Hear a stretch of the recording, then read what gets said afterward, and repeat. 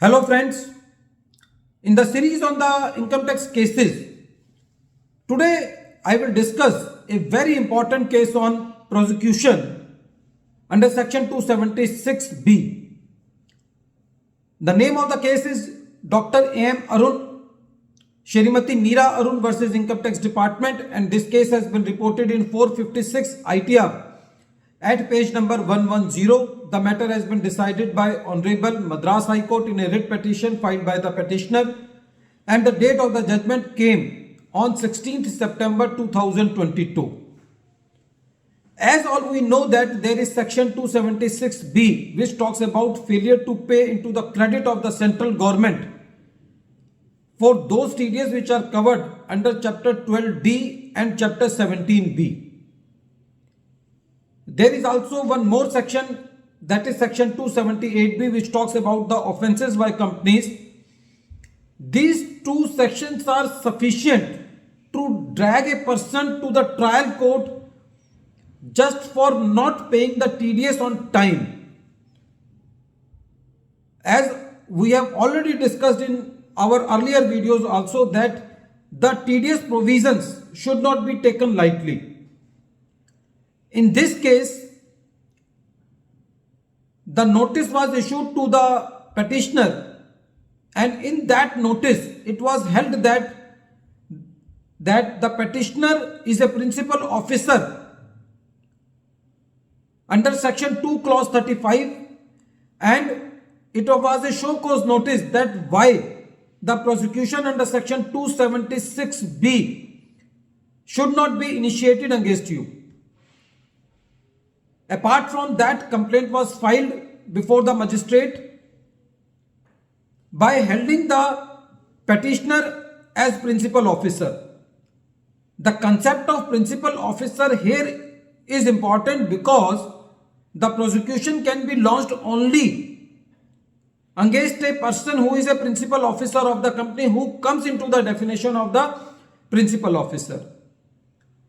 When the petitioner received this notice, the petitioner rushed to the High Court by filing a writ petition by saying that, my lord, I am not the principal officer according to section 2 clause 35, and hence the complaint under section 276B should not be entertained in any case.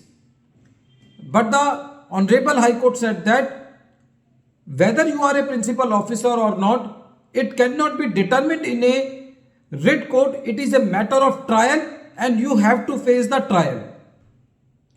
While giving this judgment, the Honorable Madras High Court relied upon the judgment of the Supreme Court which came in 2007 and which was reported in 290 ITR at page number 199 and the name of the case is Madhu Milan Syntax Limited versus Union of India.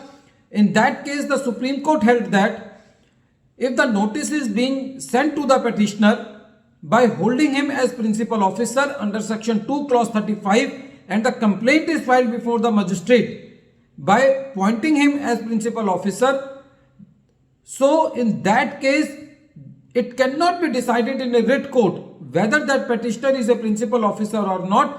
The petitioner has to go into the trial court as per the notices and put his point there that he is not the principal officer.